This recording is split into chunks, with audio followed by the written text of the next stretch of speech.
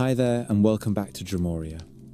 Tonight, I want to tell you the entire story of the Druids. The simple reason is that they are one of those groups from the ancient world who feel both real and kind of unreal at the same time. You hear the word Druid, and you instantly think of forests, rituals, secret knowledge, and people who seem to understand nature in a way the rest of us forgot. The Druids sit at a wonderful crossroads between history and enchantment. I am going to walk you through where they lived, what they were believed to do, why they mattered so much to Celtic society, and how their legend kept growing even after their world started to change. If you enjoy these kinds of stories, please like and subscribe. It really is the best way to support the channel, and it helps these long wandering journeys find the people who need them. And if you feel like it, tell me where in the world are you listening from? Thank you for being here. Now, get comfy. This one is going to be a good ride.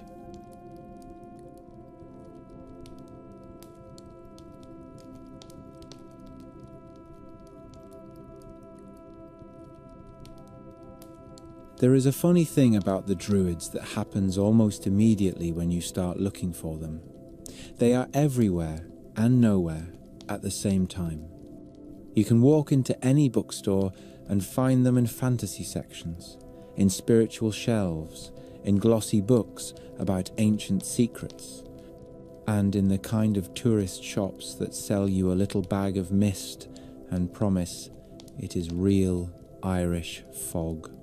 But the real Druids, the ones who lived and breathed in the old Celtic world, left us no personal diaries, no neat lists of rules, no glamorous "this is the way we do it" handbook. So we stand at the edge of their world the way someone might stand at the edge of a forest at night, hearing movement inside, but never quite seeing what made the sound.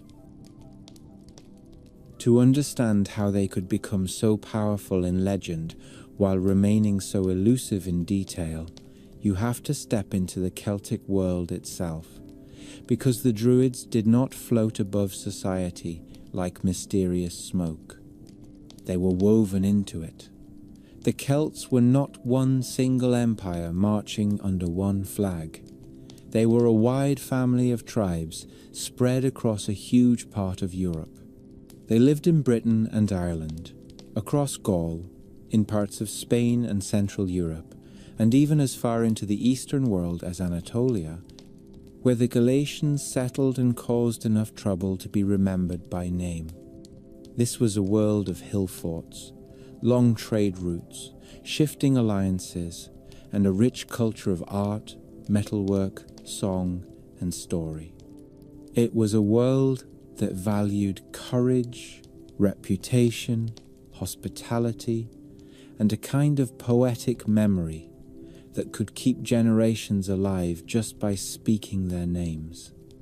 If you are trying to imagine the atmosphere, think of a society where the past is not a dusty shelf, but an active presence that can be summoned by the right words at the right time. In that setting, an educated class was not a luxury, but a pillar. Someone had to remember the laws, keep the peace between clans, preserve sacred traditions, and explain the meaning of the sky, the seasons, the storms, the sudden deaths, and the unexpected good fortune that could appear like a gift or a warning.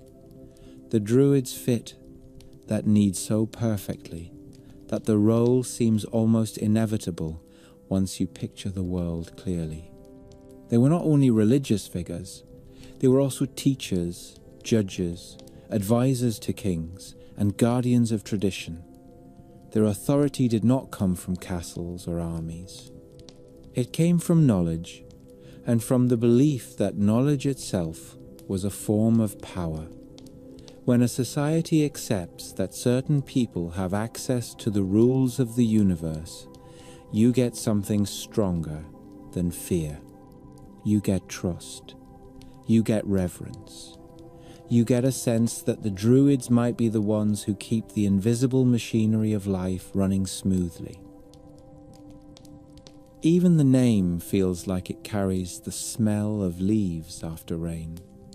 Many people connect the word Druid to the oak, and the image is so persuasive it is hard not to love it. The oak was one of the great kings of the forest in Celtic thought. It was strong, long-lived, and generous with shade and shelter. It was also a practical tree for a world that built, heated, cooked, and crafted with wood. But the oak also had the sort of symbolic weight that makes a tree turn into an idea. A person who knew the oak, who understood the grove, who could speak of the forest as a place of meaning and not just resources, would have seemed like a person who understood life itself. When later sources describe Druids gathering in groves or treating certain trees as sacred, it does not feel like a decorative detail. It feels like a central clue to the way they saw the world. The problem, or the delight depending on your mood, is that nearly everything we hear about them comes from outsiders. Greek and Roman writers looked at the Druids with fascination, admiration, and sometimes alarm. Julius Caesar is the most famous of these voices because he was not just a casual observer. He was a man trying to conquer the world the Druids belonged to. When he wrote about them during his campaigns in Gaul in the 1st century BCE, he described an organized and influential priestly class. He tells us they handled sacrifices and religious matters, that they were deeply involved in law and disputes, and that they taught young men for years. He also claims that the soul was immortal and moved from body to body, a belief that would have been both comforting and motivating in a warrior culture. You can imagine how useful such a belief might be when you are asking someone to face a Roman legion without flinching. Caesar also says something that has sparked centuries of imagination. He suggests that Britain was a major center of Druid learning and that those who wanted the deepest training traveled there. Whether that is literal truth or a Roman impression of British prestige, it adds a wonderful sense of scale. It implies a network of learning across the sea. It suggests that Druidic instruction may have been something like attending a renowned school, where going to the right place could shape your status for life. If you let the image breathe for a moment, you can see a young student leaving home, crossing rough waters, and arriving in a land of forests and old sanctuaries, eager to learn the rules of the sacred world the way others might learn the rules of politics or war. And the training itself is one of the most impressive ideas in the whole story. The Druids, like the bards, lived in a culture where memory was a craft.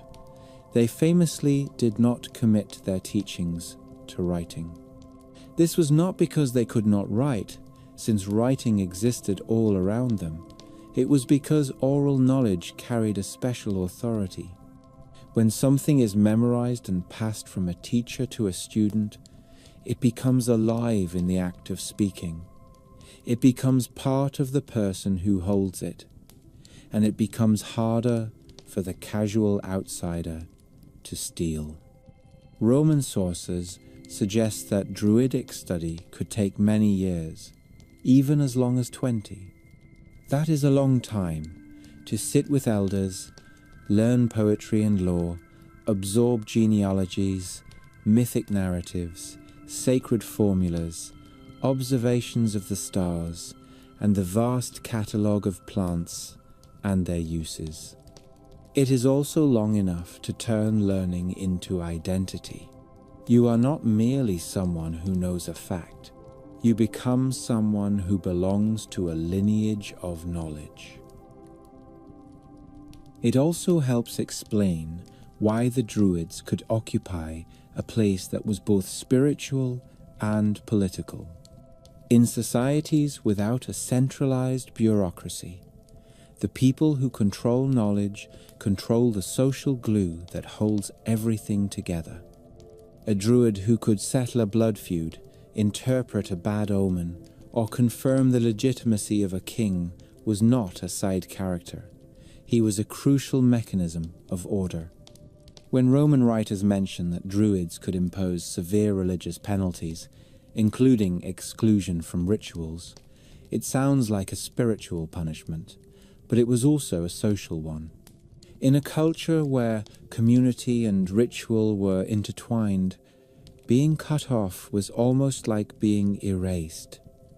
If you are looking for soft power in the ancient world, this is it. But it would be a mistake to imagine them only as stern judges and solemn priests. The Celtic world loved story, poetry, and reputation, and Druids would have moved through that world as highly educated figures who understood how to speak in ways that carried weight.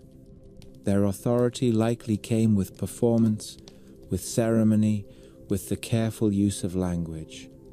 In a society where words could be binding, where satire could ruin a man's standing, and where praise poetry could elevate a chieftain to near mythic status. The people who mastered language held a special kind of influence. A druid might have been as comfortable at a public assembly as in a quiet grove, because both places required the same skill. Reading the room, reading the signs, reading the story of who the people believed themselves to be.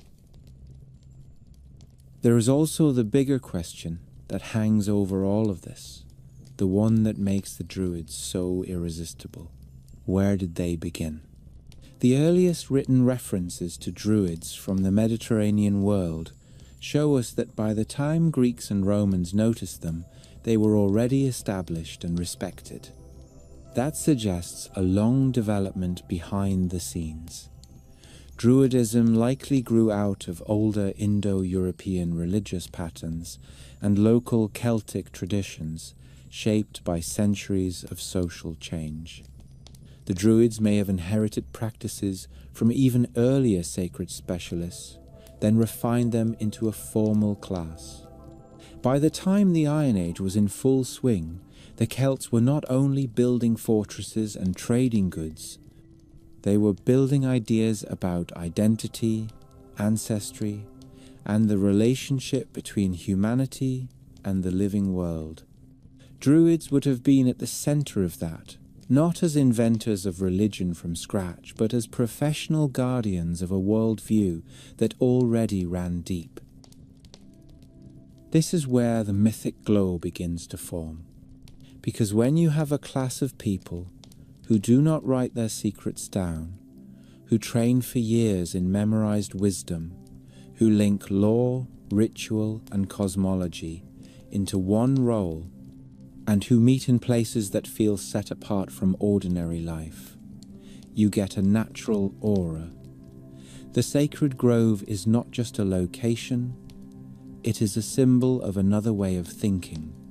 It is the idea that knowledge can be rooted in nature, that the forest itself can be a classroom, and that the gods might prefer leaf and sky over stone temples.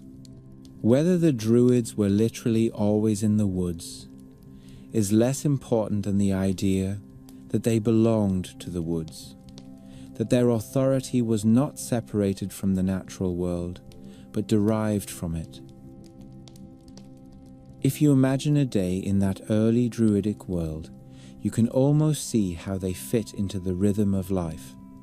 A chieftain might consult them before a major alliance. A farmer might seek their blessing for a crucial planting. A family might ask for guidance after a troubling dream. A young student might watch an elder recite a genealogy that reaches back through time in a way that makes the old dead ancestors feel present and attentive. And in moments of large public ceremony, when the tribe gathered to honor a seasonal turning or a sacred obligation, the Druids would have given the event its shape and meaning. They were the people who told you why it mattered and why the gods might be listening. And then, of course, there is the moment when the outside world begins to press in. The Romans were not just passing tourists with notebooks. They were the most organized imperial power the Western world had seen. When Rome met the Celtic world, it met not only fierce warriors and dramatic hill forts, but also a spiritual class that could unify people through shared belief and lore. It is easy to see why Roman writers paid such close attention. The Druids were not a quaint local custom. They were a system of influence. The fact that Caesar took the time to describe their role suggests that he understood they were part of what made Celtic society resilient and coherent. So in this first stretch of the story, before any great clash with empire or any dramatic ending of old traditions, we are looking at the Druids in their natural element. They were not yet a memory. They were an active force. They belonged to a world where myth was not an entertainment category, but a way of explaining reality, where the line between nature and sacred meaning was thin enough to step across, where the education of a single person could take decades, because that education was meant to shape the whole community. The Druids make more sense when you think of them not as isolated mystics, but as the brain and conscience of a society that believed knowledge should be carried by human beings, spoken in human voices, and protected by tradition. When you stand at the edge of that world, you can feel why their legend has lasted. People love the idea that there were once teachers who learned in forests, who carried law in their minds, who could speak of the soul without fear of death, and who treated the living earth as a sacred partner rather than a silent resource. Whether you meet them through Roman reports, later Celtic stories, or the modern imagination, the emotional shape is consistent. The Druids represent a kind of lost confidence in meaning, the comforting thought that the world was readable, that signs could be understood, and that wisdom had a place at the center of public life. And as the light shifts toward the next part of their journey, my favorite way to picture it is simple. Imagine a grove at the end of a long day. The air cools. The conversations quiet down. A teacher and a student linger after everyone else has gone, repeating lines of lore or poetry until the words settle into memory. Somewhere beyond the trees, the tribe eats, argues, celebrates, and prepares for the next season. The Druids are present in all of it, not loud, not flashy, just essential. The forest darkens gradually, and the old knowledge remains awake inside human minds. If the first thing that makes the Druids so magnetic is the fog of mystery around them, the second thing is the sheer ambition of what they seem to be trying to do. They were not simply people who performed rituals and spoke to gods in forests. They were also the people who carried the memory of an entire society. That is a bigger job than it sounds. In a world without printing presses, without libraries open to the public, without easy ways to store information beyond the fragile human mind, you needed specialists who could act as walking archives. The Druids appear to have been exactly that. When Roman writers describe them, it is rarely with the tone of casual interest. It reads more like someone stumbling into a system that is already carefully built and running at impressive speed. So to understand them in a way that feels human, it helps to imagine less of a mysterious sorcerer and more of an elite educator, a judge, a philosopher, and a cultural anchor who just happened to do his most important work under trees instead of under marble columns. The training alone could make you sit up straighter. Ancient sources claim that becoming a druid required a long period of study, sometimes said to be up to 20 years. Even if we take that as a rounded number meant to impress the reader, the core message is still clear. This was not weekend schooling, it was a life shape. A young person entering druidic training was effectively choosing to become part of a specialized class with responsibilities that touched religion, law, story, diplomacy, and social cohesion. The idea that you might spend the bulk of your youth learning sacred formulas, tribal lore, genealogies, rituals, astronomy, poetry, and the medicinal uses of plants tells you that the Druids were not improvising. They were not casual mystics who woke up one day and decided to read the clouds for a living. They were part of a structured system of knowledge with standards, expectations, and a clear social purpose. It is also one of the most beautiful details that they preferred to teach orally. We should not imagine that the Celts were incapable of writing. Writing existed across the ancient world, and the Celts had contact with literate cultures through trade and warfare. But oral tradition was not about ability, it was about values. When knowledge is written down, it becomes a thing you can carry away. When knowledge is taught by memory, it becomes a relationship.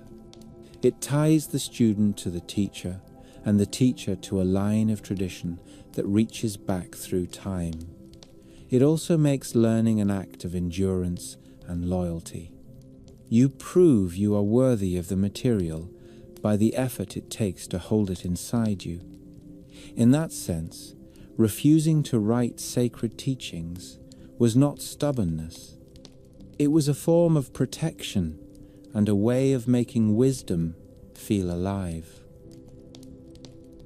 Imagine a young student, perhaps the child of a noble family, arriving at a place where learning happens in open air.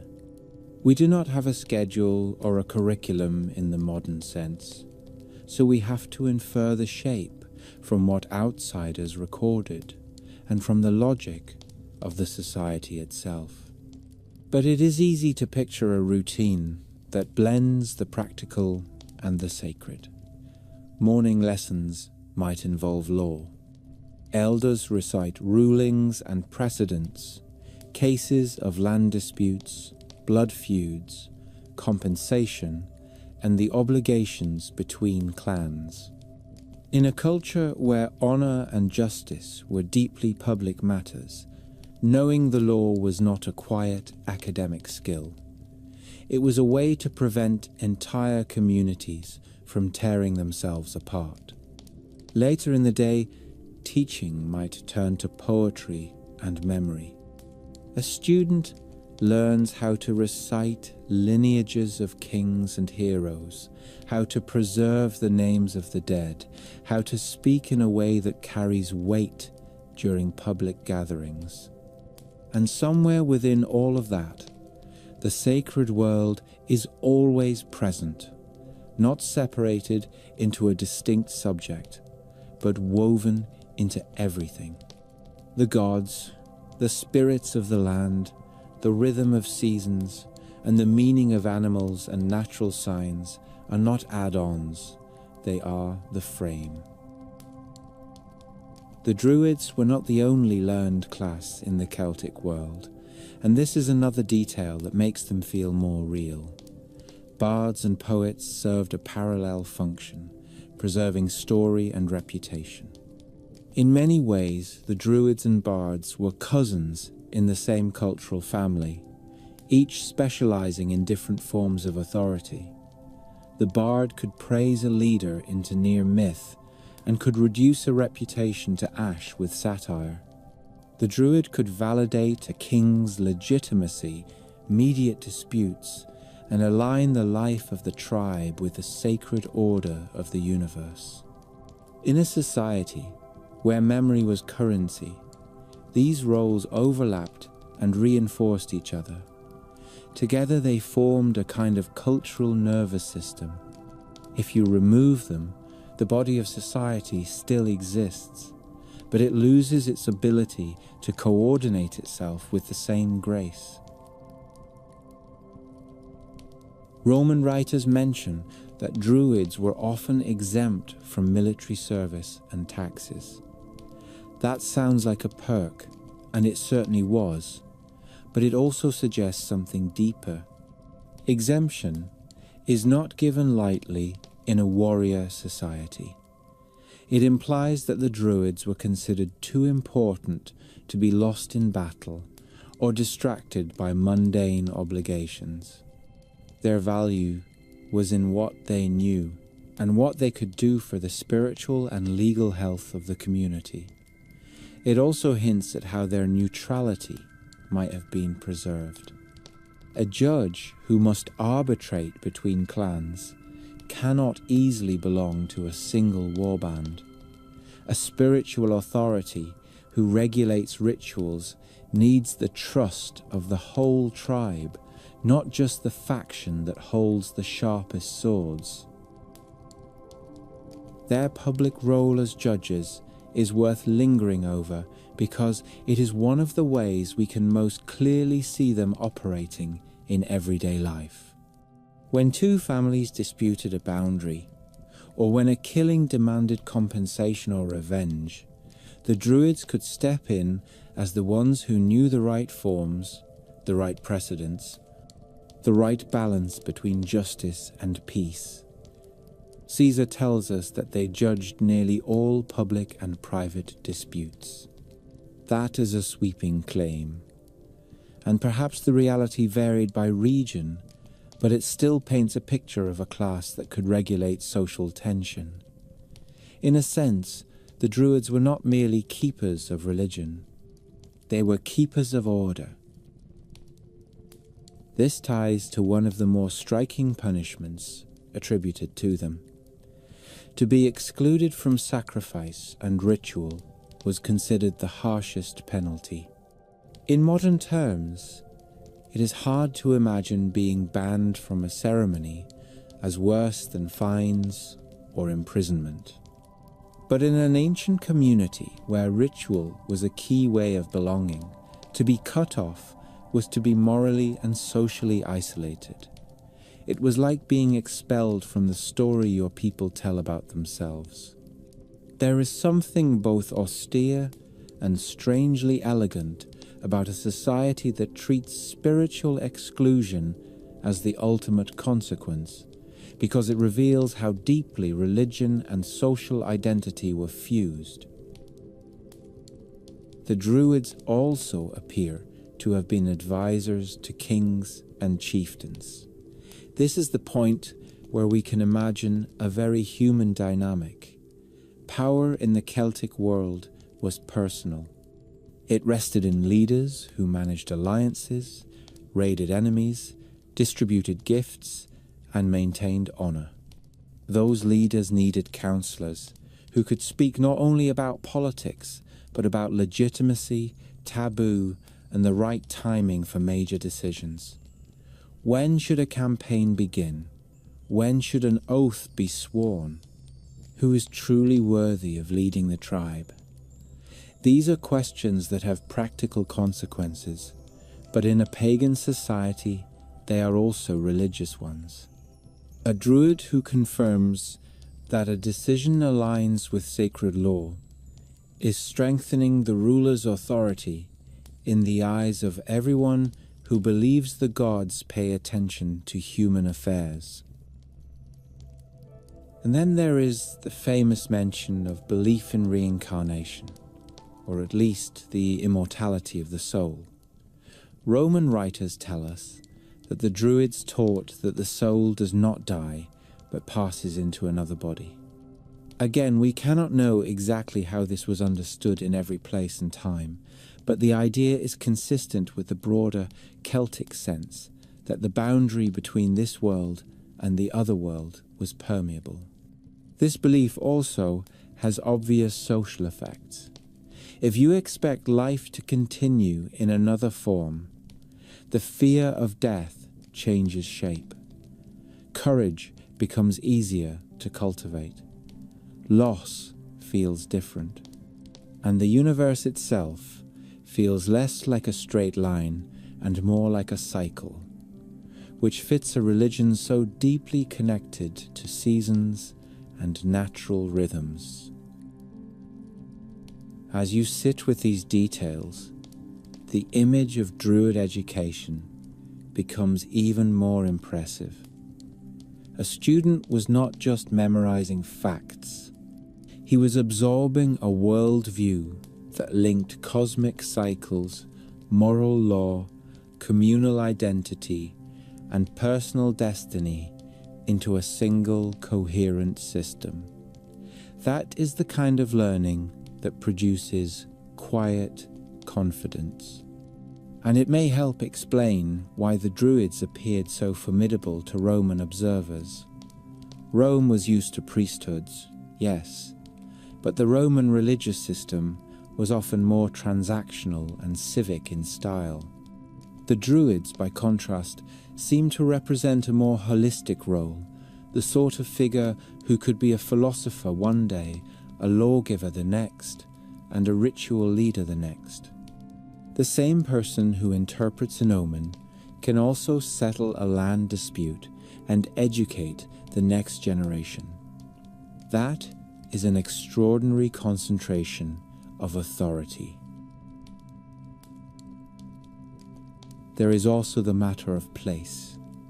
The Druids are consistently associated with natural settings. Groves, rivers, hills, and islands appear as sacred landscapes.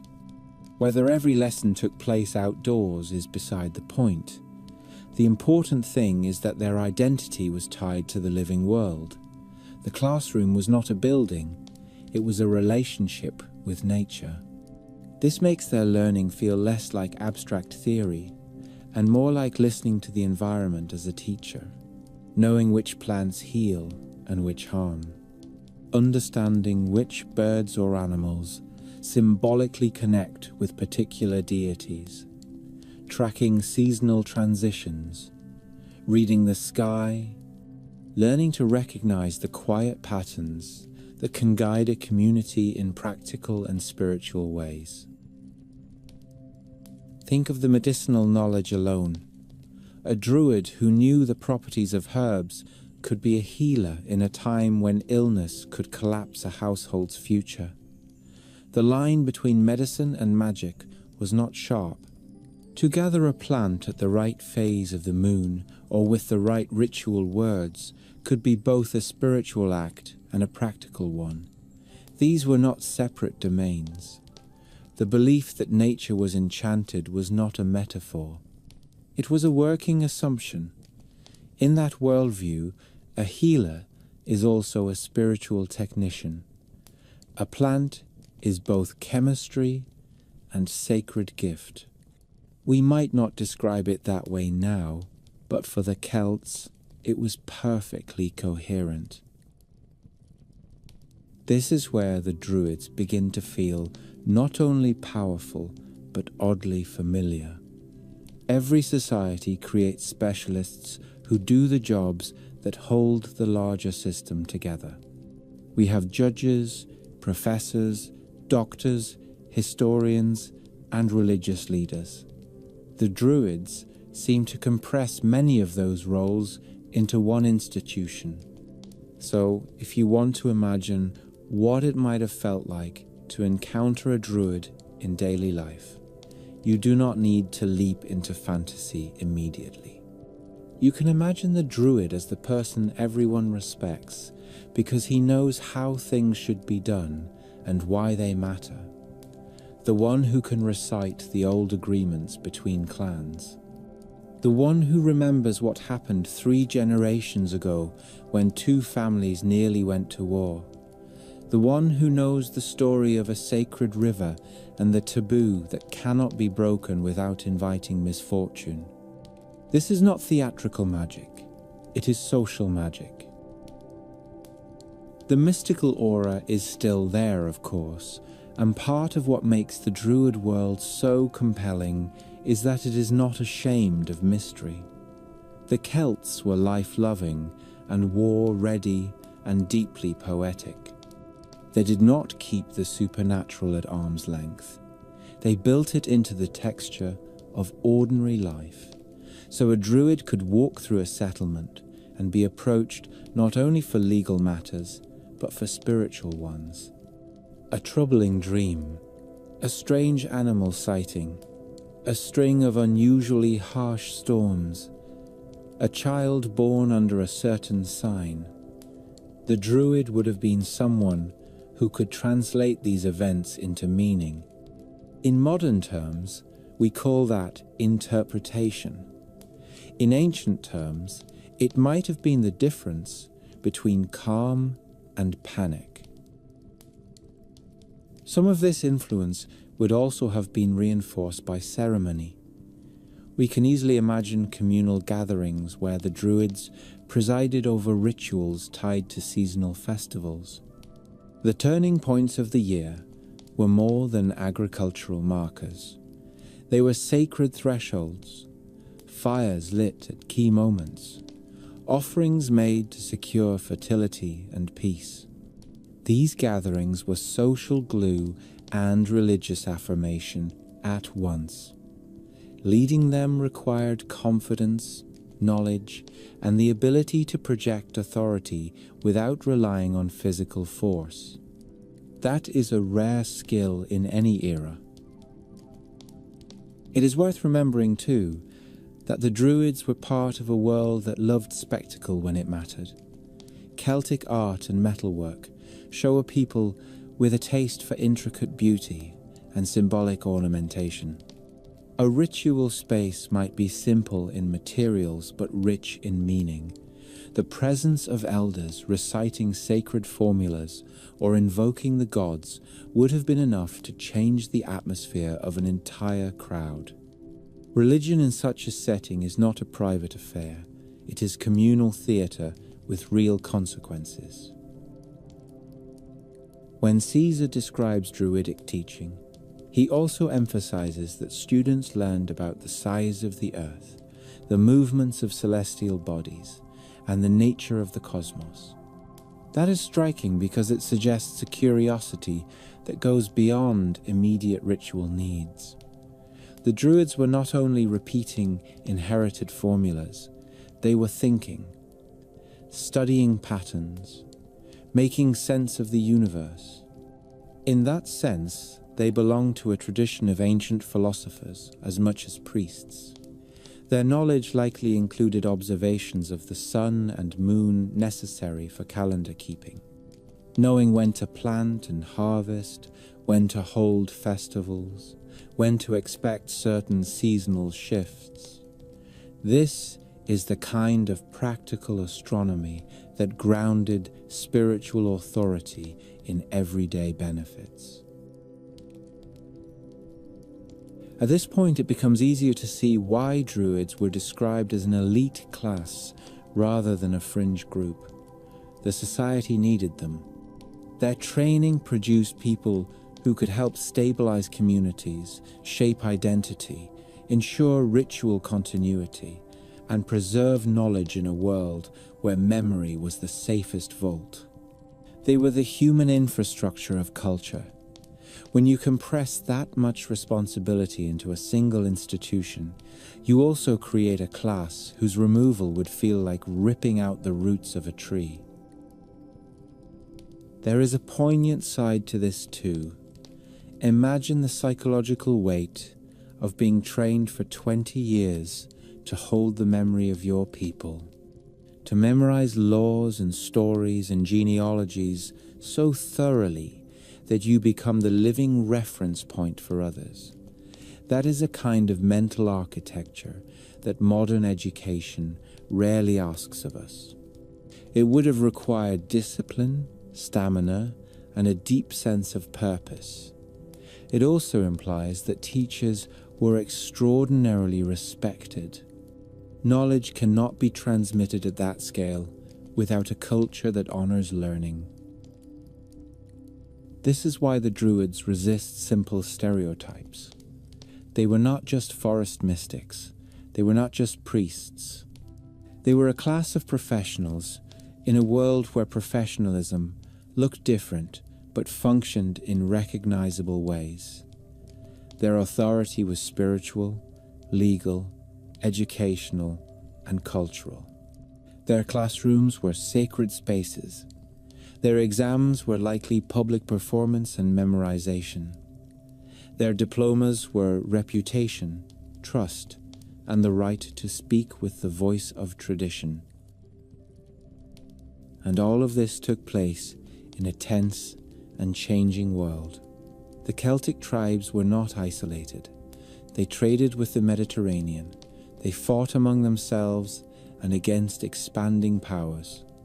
They built wealth, minted coins, and developed complex social hierarchies.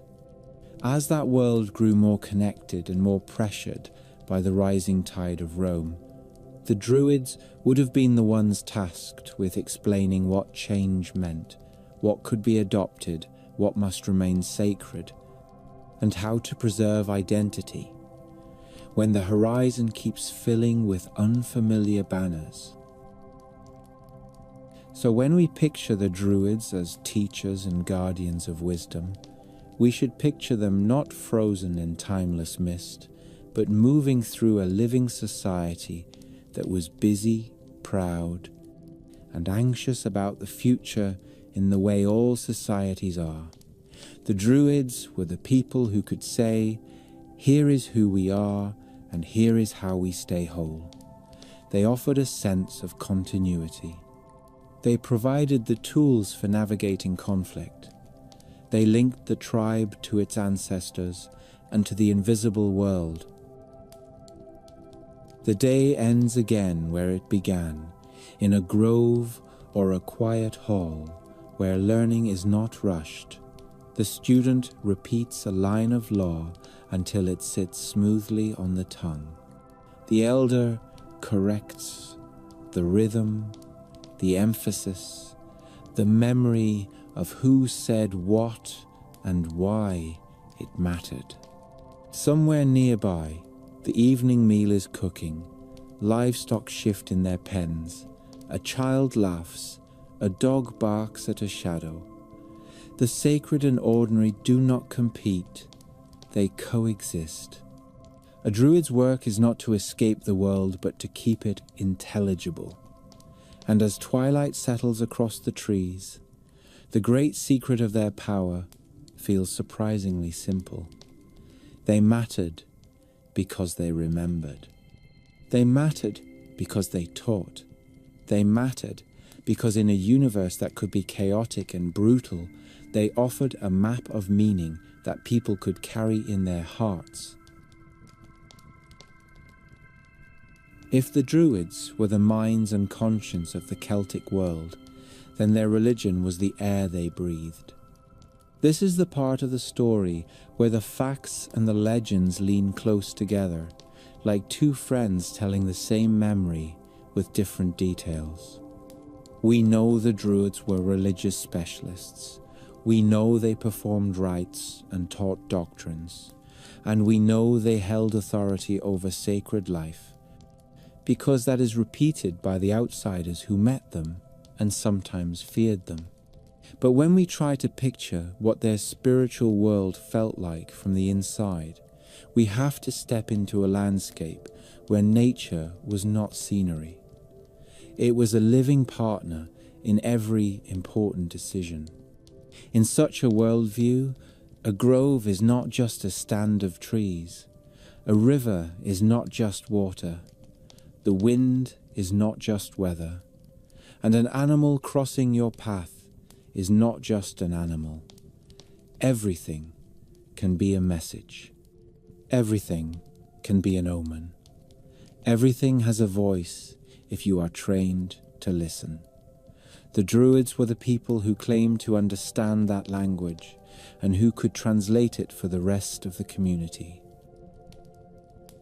There is a reason the image of Druids in forests has such staying power. Even if not every ceremony was held under branches, the idea fits the logic of their religion. Many ancient religions built temples to contain the divine. The Druids appear to have recognized the divine in the world itself. Sacred groves are mentioned repeatedly in the accounts that survive. You can almost feel the social meaning of that choice. A temple built by humans says the gods need a house. A grove says the gods already live here. It is a subtle difference with a huge emotional impact.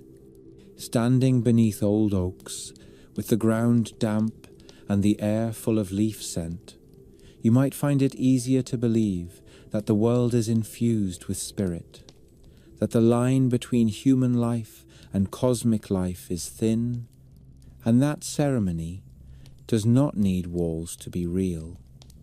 The Druids, for all their learned authority, seem to have anchored their work in places that proved their points without a single argument.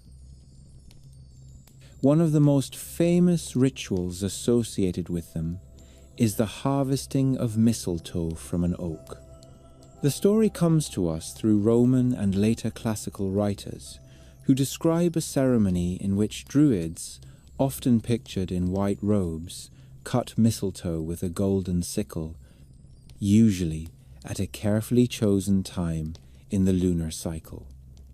The plant was treated as rare and powerful, a gift of the heavens that had chosen to grow on the king of trees. Whether the details are exact or not, the symbolic meaning is unmistakable. Mistletoe is a plant that seems to appear out of nowhere, suspended between sky and earth, rooted in a tree but not in the ground like other plants. It feels like a natural riddle. For a religion that loved thresholds and liminal places, mistletoe would have been irresistible.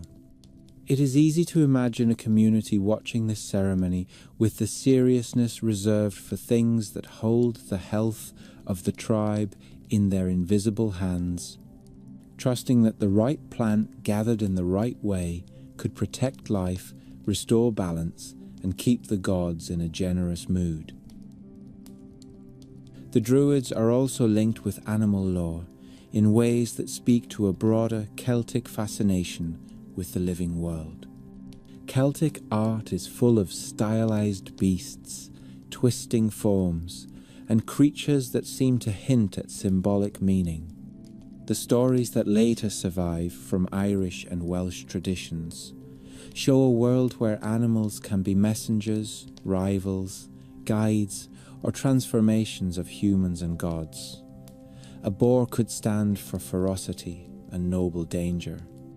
A stag could represent wild sovereignty and the pulse of the forest itself. Birds could carry prophecy. A raven might be a grim warning or a sign of divine attention. To people living close to the rhythms of hunting, herding, and seasonal migration, animals were not abstract icons. They were daily facts of life. That made their symbolic power stronger, not weaker. A druid who interpreted an animal sign was not inventing meaning out of thin air. He was drawing on a shared sense that nature and fate were in conversation. This is also the domain where the Druids blur into what we might call magic, though the word can feel clumsy here. For the Celts, healing, ritual, and spiritual authority were not separated into neat categories. A plant used to cure a fever might also be gathered with prayer. An amulet might be both decorative and protective. A chant might be both poetry and spiritual technology. The Druids, trained in memory and nature lore, would have been the ones who knew which roots soothed pain, which leaves treated infection, and which rituals helped align the community with forces too large to see. This is one reason the Druids have endured in imagination as masters of secret knowledge. Their knowledge was secret not because it was showy, but because it was powerful in the quiet way that keeps people alive and reassures them that the world is not random.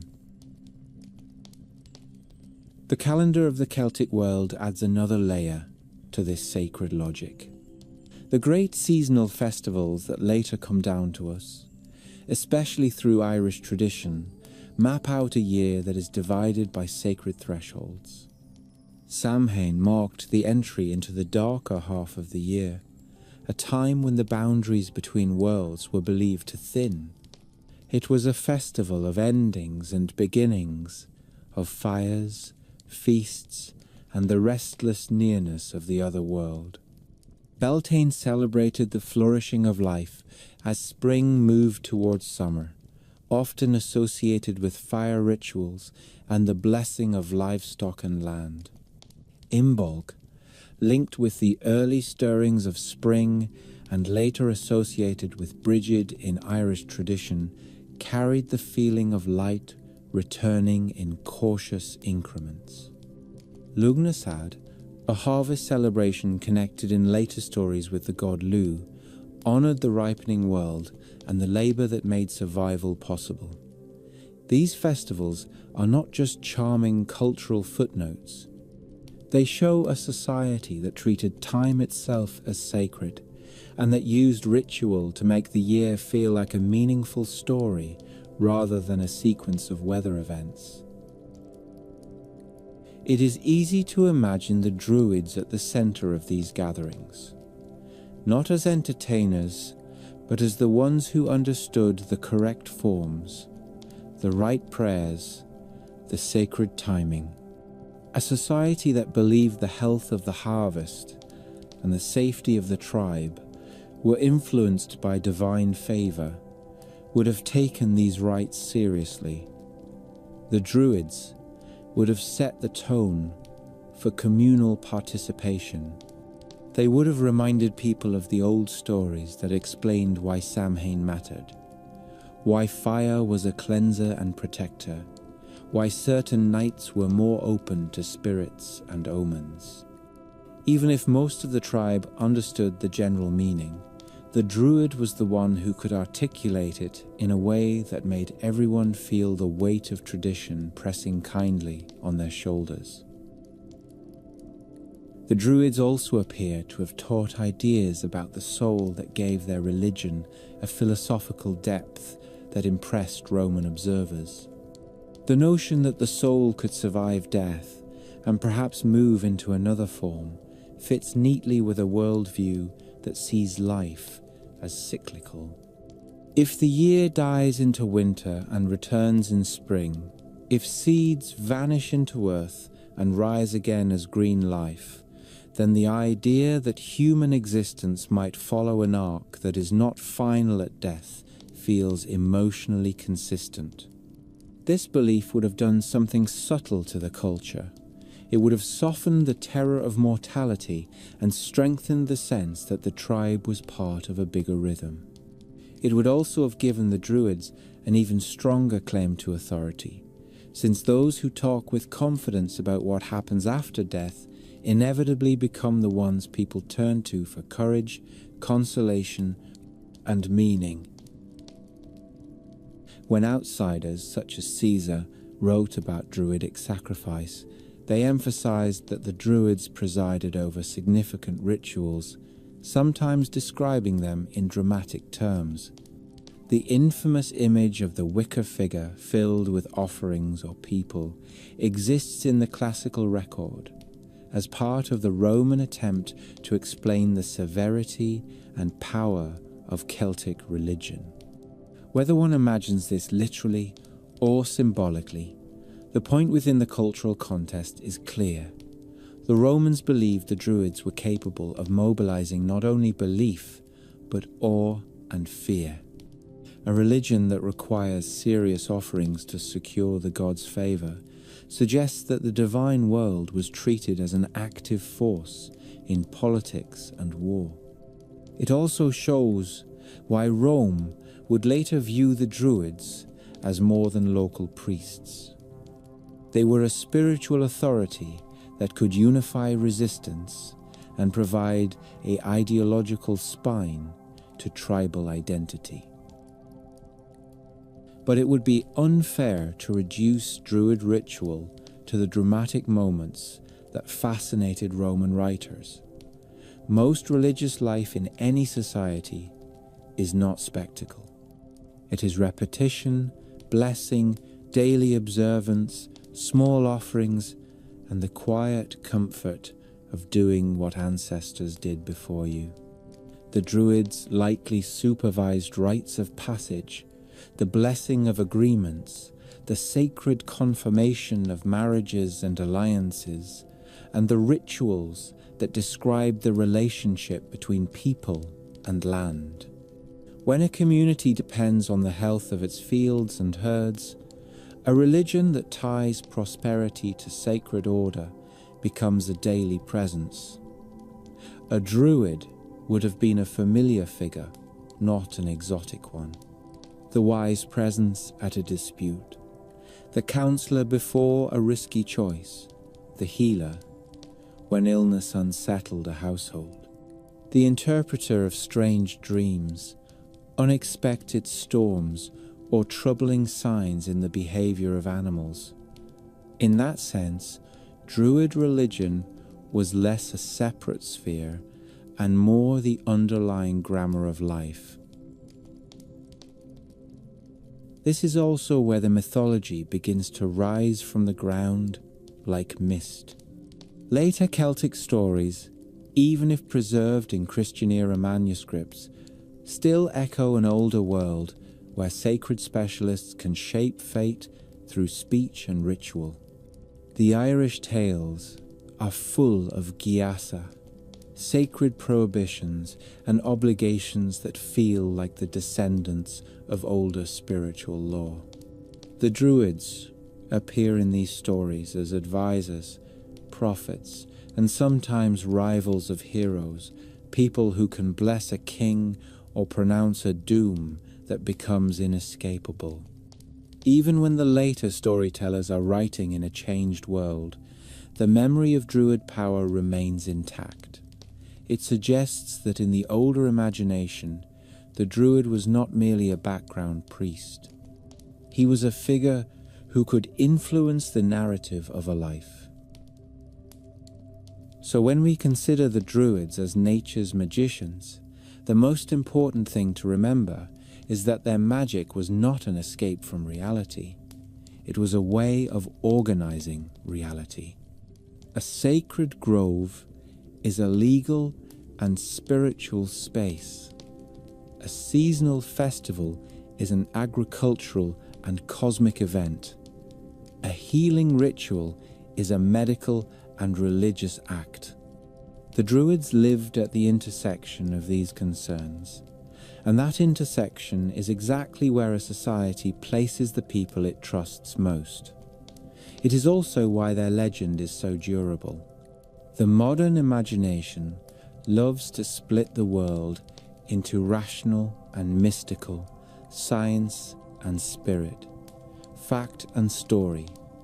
The Druids belonged to a culture that did not need that split. They were intelligent and mystical at once, practical and visionary at once, rooted in law and trees and the movement of the stars.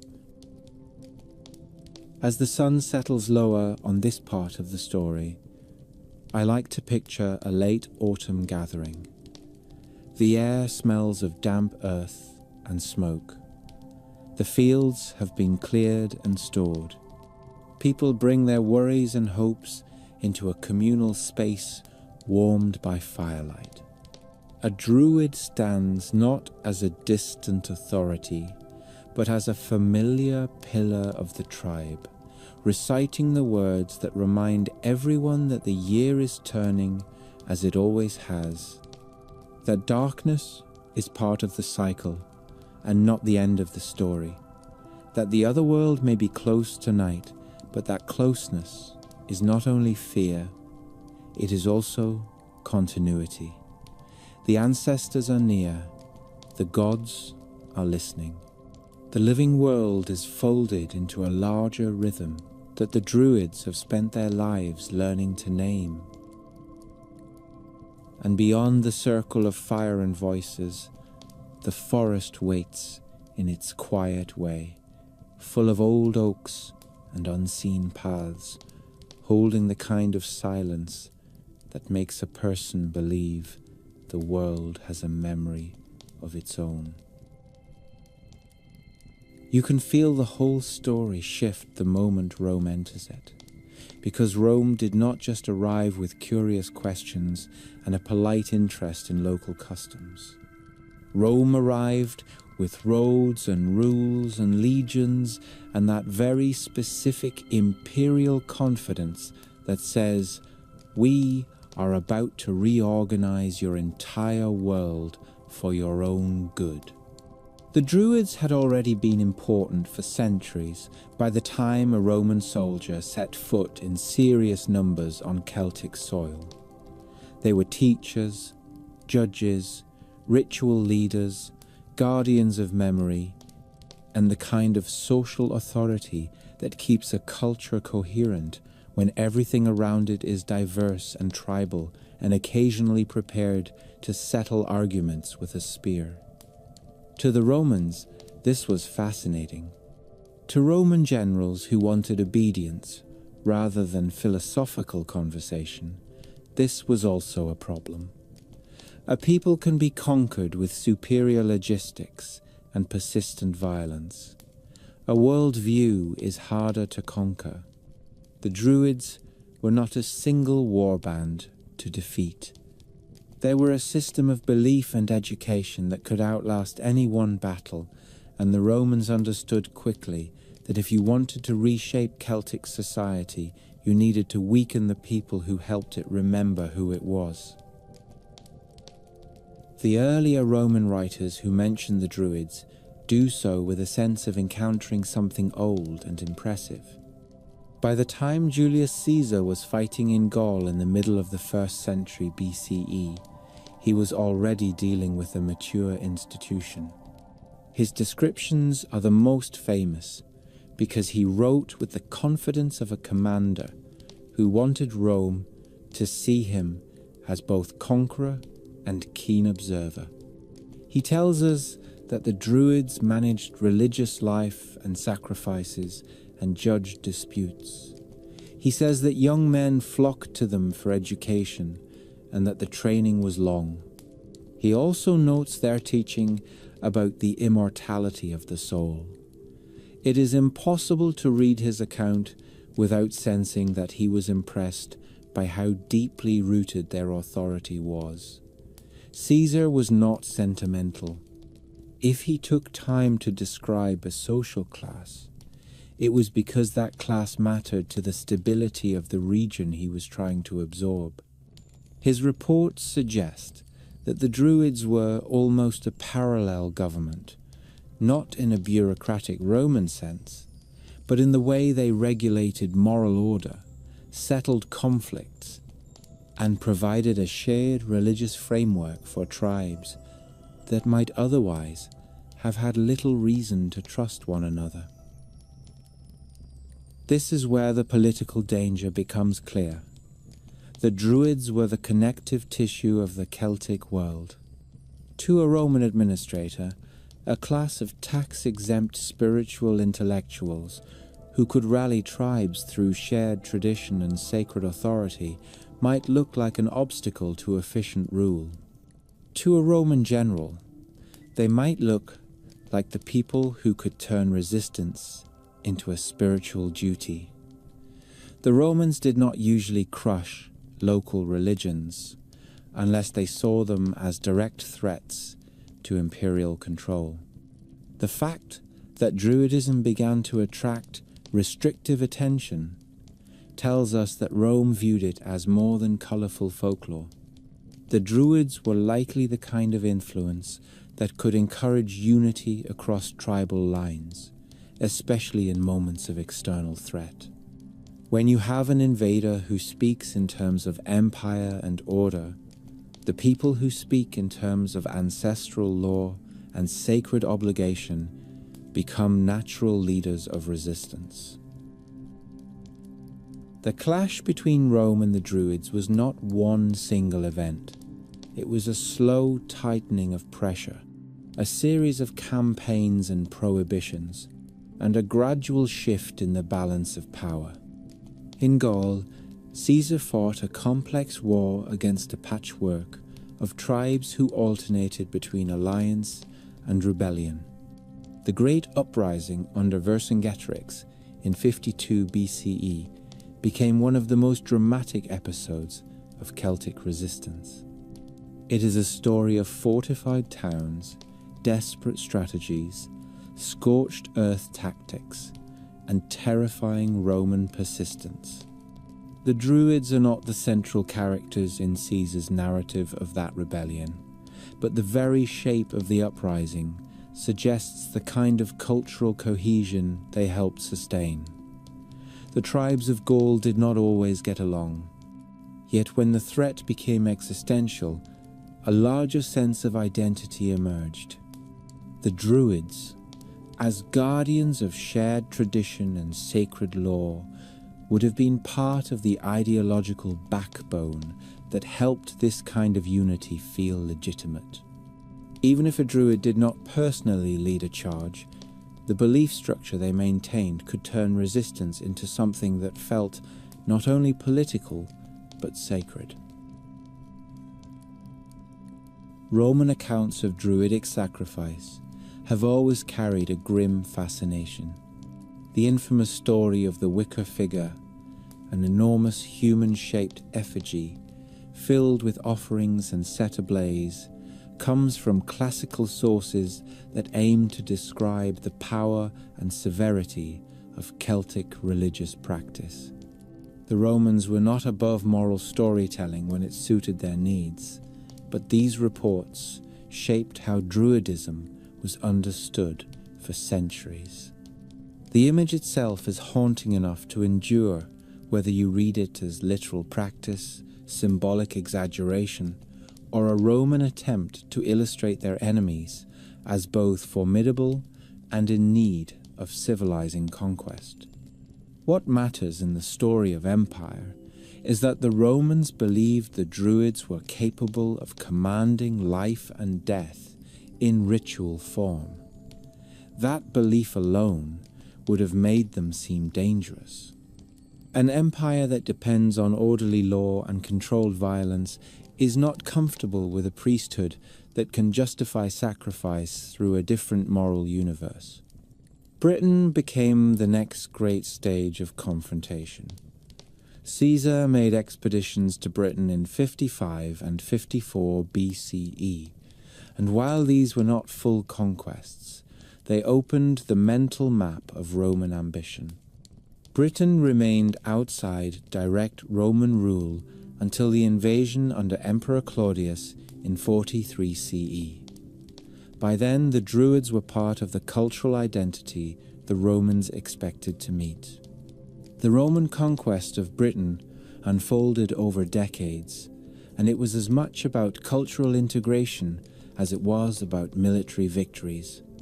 Forts rose, roads spread. Local elites were co-opted into Roman systems, and the Roman style of governance began to reshape daily life. Yet the Druids remained a symbolic and practical center of the old order. They were linked to sacred groves, to the authority of ancestral law, to the notion that the spiritual world was anchored in the land itself, rather than in imperial temples. One of the most dramatic confrontations involved the island of Mona, known today as Anglesey. Roman sources describe it as a stronghold of Druidic power in Britain, a place where the old religion was deeply rooted. The Roman governor Suetonius Paulinus led a campaign against the island around 60 or 61 CE. The descriptions we have are vivid and theatrical. They speak of Druids and their supporters gathering on the shore, invoking curses, raising their arms, and confronting the Roman advance with what must have looked like a dangerous mixture of spiritual confidence and political defiance. The Romans crossed, fought, and destroyed sanctuaries. The sacred groves were burned. The assault was not only punitive, it was strategic.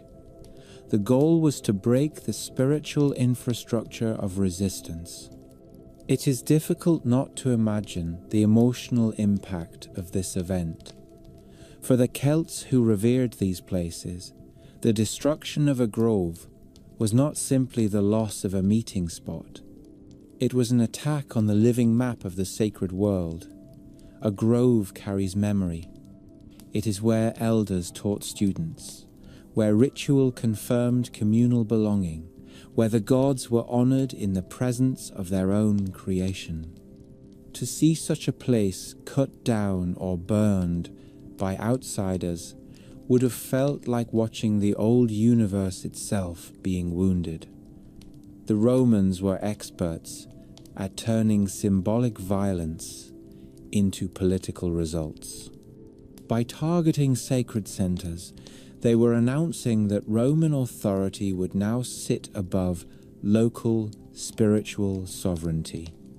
The campaign against Anglesey has another dramatic wrinkle, because it was roughly contemporaneous with the uprising led by Boudica, queen of the Iceni. Her rebellion in 60 or 61 CE was explosive and brutal. Roman towns were attacked, including Camulodunum, Londinium, and Verulamium, and the violence on both sides was devastating.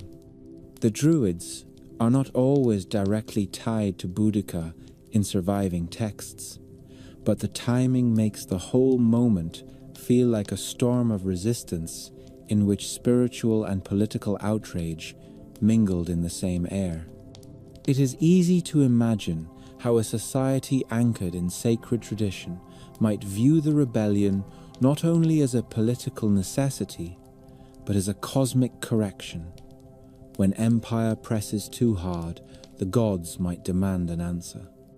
A Druidic worldview could give ideological fuel to the kind of uprising that demands more than generic freedom. It demands the restoration of sacred balance. After these conflicts, Roman policy hardened. Emperor Claudius is said to have banned Druidic practices in Gaul, especially those tied to sacrifice.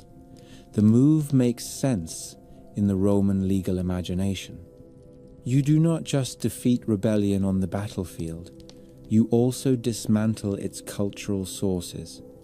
If the Druids were exempt from taxes and military service, if they held pan-tribal authority, if they conducted rituals that reinforced non-Roman identity, then controlling or removing them would have been an obvious step in tightening imperial rule. Rome was pragmatic. It often tolerated local gods, reinterpreted them within Roman frameworks, and allowed regional customs to continue so long as they did not challenge imperial stability. Druidism appears to have crossed the line from tolerated difference into perceived threat. Yet, even as Roman pressure increased, cultural change was not always a blunt replacement. In many places, older Celtic gods and customs blended with Roman forms. Temples were built where groves may have once held primary authority. Local deities were identified with Roman ones. The religious landscape became layered. In such an environment, one can imagine Druids adapting, retreating into more private roles, or continuing their functions in altered forms. When a priesthood loses public power, it does not necessarily vanish overnight. It may shift into the background, preserved through families, local rituals, and the slow, stubborn persistence of tradition. This part of the story is full of human paradox. The Romans might have seen the Druids as obstacles to order. The local communities likely saw them as guardians of identity. Empires are always good at telling themselves they are bringing peace. Indigenous spiritual authorities are always good at remembering that peace can mean surrender. Between those two perspectives lies the messy truth of cultural contact. Some local elites adopted Roman customs willingly because it brought wealth, stability, and status. Others resisted because the cost was too high. The Druids, whose authority rested in old structures of sacred law and communal tradition, would have been natural symbols of what was at stake. There is also the intriguing possibility that Roman fascination with the Druids indirectly helped preserve their legend. When a conquering power writes about your spiritual class, it ensures that future generations will at least know the name, even if the tradition itself is weakened. Caesar, Tacitus, and other writers did not intend to immortalize Druidism in a romantic sense. They were documenting an enemy system of authority. But history has a habit of turning hostile observations into seeds of fascination. The very fact that the Romans viewed the Druids as powerful enough to suppress suggests that the Druids must have been remarkably influential. It is hard to imagine Rome bothering to ban a harmless sideshow. As the Roman centuries rolled on, the world the Druids had shaped began to change at the foundations. Towns grew under Roman planning. Trade networks intensified. Local leaders became Romanized. Latin seeped into the cultural fabric. The old tribal structures did not disappear entirely, but they were transformed. A spiritual class that once operated as judge, teacher, and counselor to kings would have found its roles challenged by new institutions.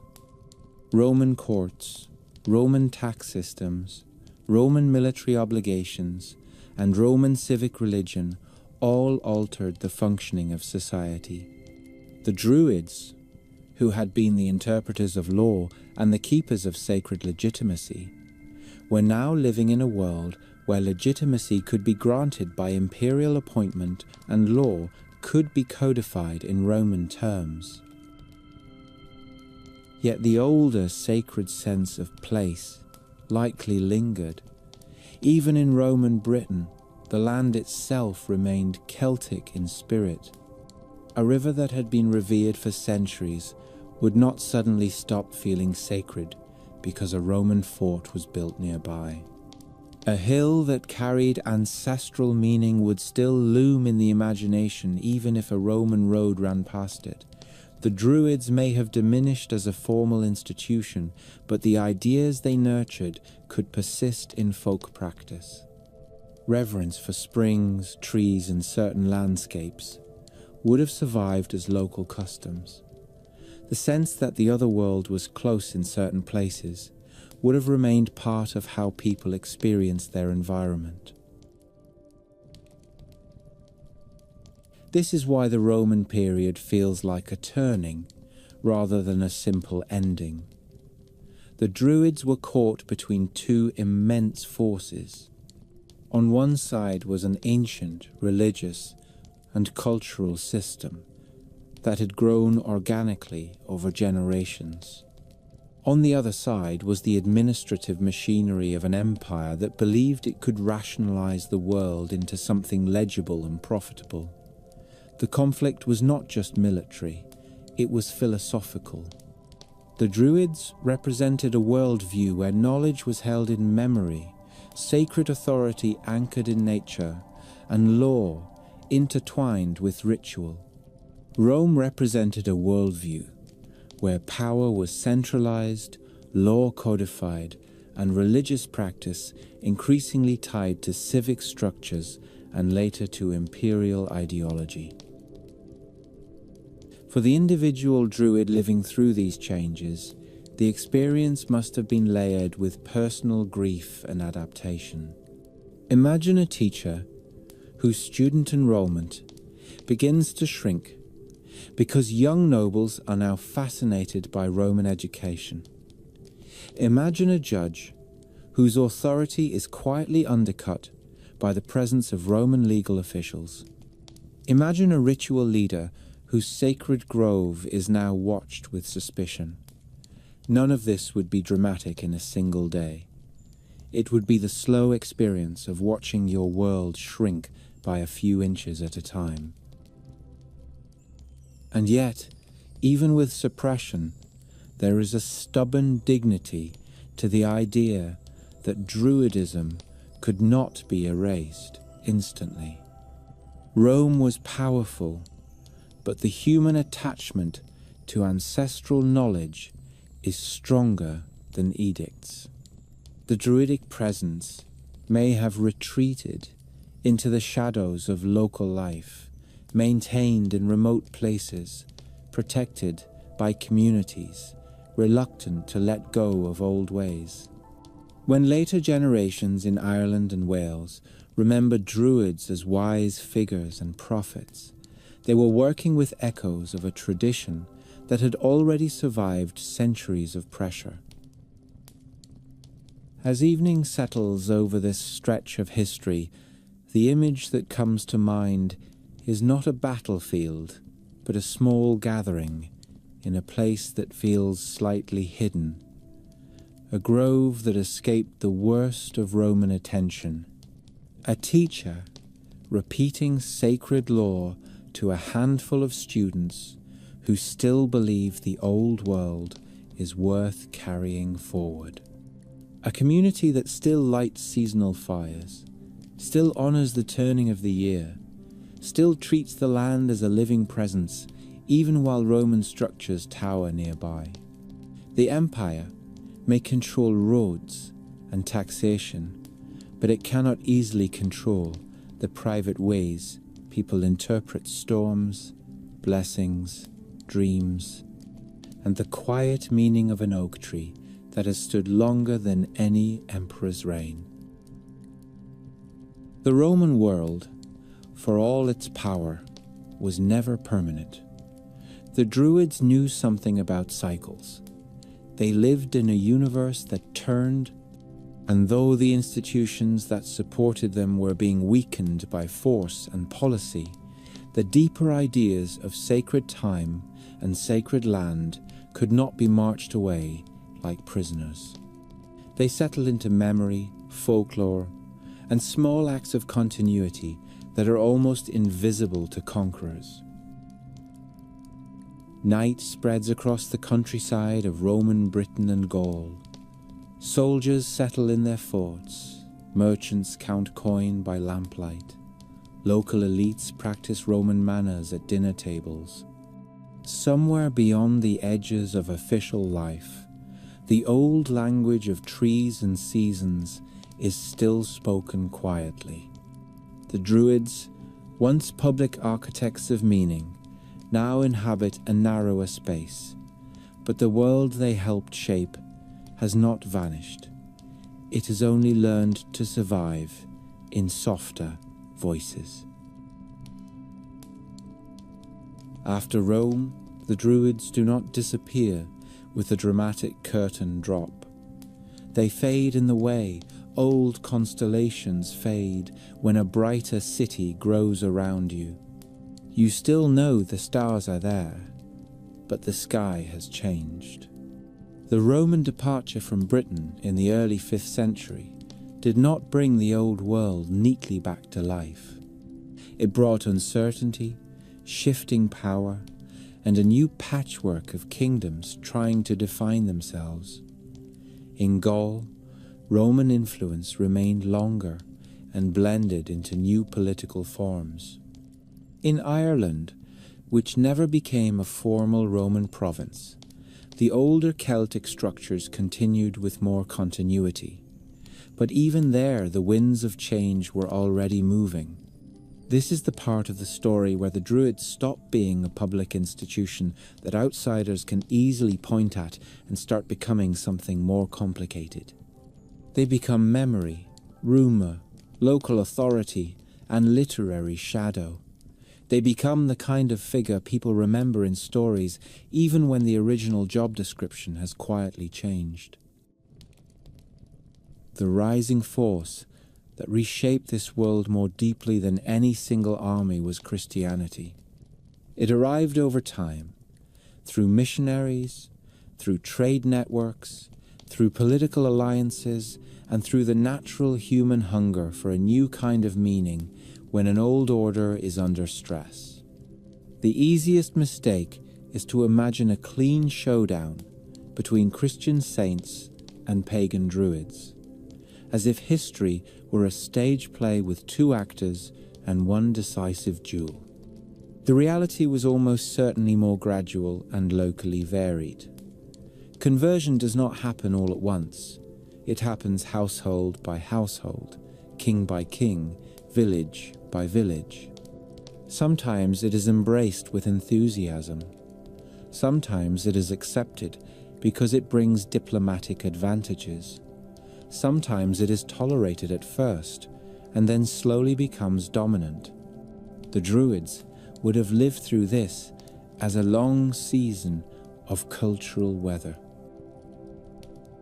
In the earlier centuries, a Druid might have been the most educated person in the region, the one who could arbitrate disputes, preserve genealogy, and sanctify a ruler's legitimacy. But as Christian clergy and monastic communities spread, they brought a different kind of learned authority. Monasteries became centers of education, literacy, artistry, and record-keeping. The Christian priest and the Druid occupied overlapping territory in the social imagination. Both could be counselors. Both could interpret the mysteries of life and death. Both could speak with the aura of sacred knowledge, and both could serve as the moral backbone of a community.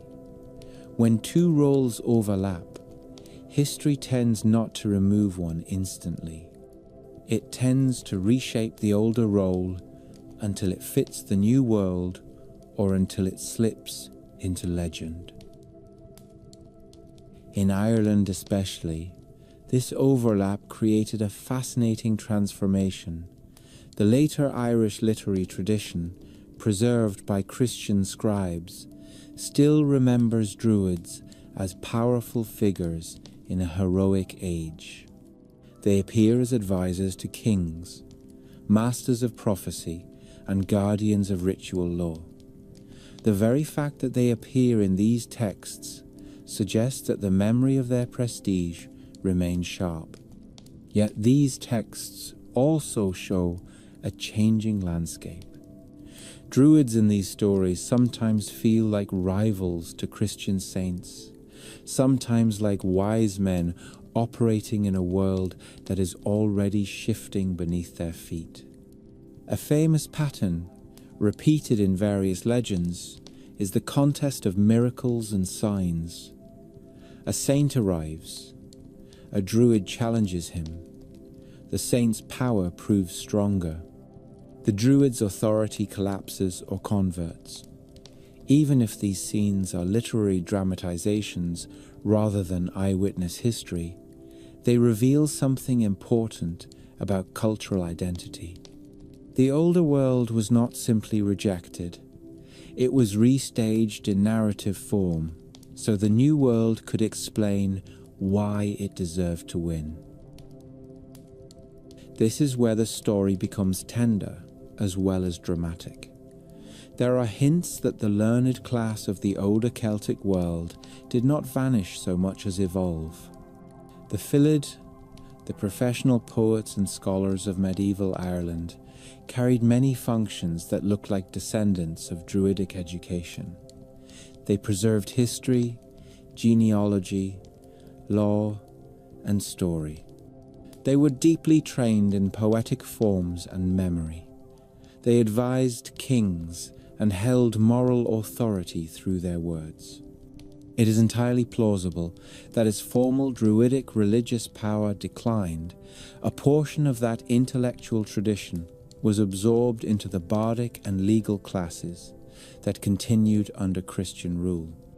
A culture does not easily abandon its respect for learning, it simply shifts the institutions that house it. Even the spiritual relationship with nature did not vanish. Christianity in the Celtic world developed its own locally flavored reverence for landscapes, wells, islands, and sacred places. Many ancient springs and wells that may have once carried pagan significance became associated with saints. The old sense that certain places were alive with power could be reinterpreted rather than erased. A sacred grove might lose its official ritual centrality, but the emotional logic of sacred space could survive in the devotion people felt to a holy well or an island monastery. In that sense, the Druids' worldview left fingerprints on the new religious landscape. The language changed, the theology changed, but the human habit of experiencing certain places as special remained. When you consider this kind of continuity, the classic dramatic image of Saint Patrick confronting the Druids begins to feel less like a strict historical record and more like a cultural symbol. The stories of Patrick and the conversion of Irish kings often present Druids as the established spiritual authorities who must be outshined by the new faith. There are tales of fires lit in defiance of royal or druidic taboo, of prophetic contests, of kings forced to choose between old and new sacred orders. Whether or not these events happened exactly as described, they show the psychological shape of conversion. The new religion needed a narrative of legitimacy. To achieve that, it had to depict the old authority as real and strong enough to be worth defeating. This narrative style is not unique to Ireland. In Wales and Britain more broadly, the memory of ancient sacred specialists lingered into the medieval imagination. The figure of the prophet, the wild seer, the man of the woods who is both cursed and blessed with knowledge, begins to fill the space that might once have been more formally occupied by Druids. This is one reason the later legends surrounding Merlin feel so interesting in this context. The Welsh figure, Myrddin, a prophet who in some traditions goes mad with grief and lives in the wilderness, is not literally a druid in historical terms. But the cultural role he plays has a familiar shape. He is a bridge figure, preserving the idea that the land still produces people who can see beyond ordinary reality, people whose authority comes from communion with forces older than courts and churches. The other great shift is the rise of written tradition. The Druids famously favoured oral transmission of sacred knowledge. Christianity, by contrast, was deeply tied to texts. Scripture, commentary, and liturgy all reinforced the authority of the written word. The growth of literacy and manuscript culture gradually changed how communities stored memory. When law and history can be written, the social need for a single class of memory keepers weakens. This does not mean oral tradition died, far from it, but the balance of cultural power begins to tilt. The Druidic ideal of secret knowledge held in disciplined memory is replaced by a Christian ideal that knowledge can be preserved, standardized, and spread through writing. To a community adapting to new realities, this would have seemed both liberating and unsettling. A written record offers stability. It also reduces the exclusive aura of those who once guarded knowledge by voice alone. In Gaul, where Romanization had already reshaped society, the decline of Druids likely accelerated earlier. Roman law, urbanization, and the spread of imperial religious norms diminished the institutional space Druids needed to operate publicly. By the time Christianity became the dominant religion of the Roman Empire in the 4th century, the old Druidic structures in Gaul had likely already been hollowed out. What remained might have been localized forms of nature, reverence, and folk practice, rather than a continent-wide priestly class. The Druids in Gaul became part of the long memory of a conquered world. Britain's story is more jagged. After the Roman withdrawal, Britain did not snap back into an old Celtic unity. The island became a mosaic of competing powers. The arrival and expansion of Germanic groups, the formation of new kingdoms, and the continued presence of Celtic-speaking populations in the West created a complicated cultural scene. In such a world, the old Druidic institution had little chance of reasserting itself in the way it might have before Rome. The political and demographic map had changed too much. Yet the sense of the other world, the old stories of sacred landscape, and the endurance of mythic motifs continued in the folklore that would eventually filter into medieval literature. This is also the period in which the Druids begin to shift from real social authorities into literary characters. Once a role is no longer fully current, it becomes available for storytelling. A Druid can become a symbol of ancient wisdom, a keeper of forbidden knowledge, or a dangerous rival to the new order. This is one reason that medieval texts sometimes portray Druids with the dramatic flair of sorcerers. The older religious authority is recast as a kind of magical opposition. The new order defines itself not only by what it is, but by what it is replacing. When a scribe writes about a druid summoning storms or casting prophecy, the text may be echoing older beliefs while also framing them in a moral world that has shifted. One of the most striking, quiet changes in this era is the way law itself transforms. The Druids had been associated with arbitration and sacred legal authority.